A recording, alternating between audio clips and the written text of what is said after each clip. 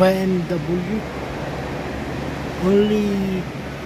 Only 4 passenger, 2 passenger. So cute BMW.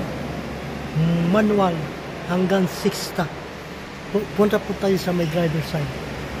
After a while. Ikot ko lang po kayo ng bahaging sandali naman.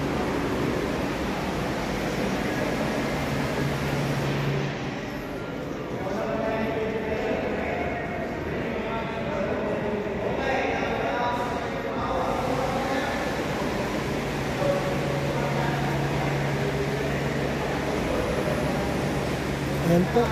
Ito po tayo sa may driver side. Yung driver side, so cute. Speaker. Ayan po. May bukasan dito. Ayan, kalawak. Wagayan. Ayan po. Clutch, brake, and gas. BMW. I think model, I'm not sure exactly model. Which year? So hinahanap ko yung model year exactly. Made in Germany po ito. Vehicle type passenger car.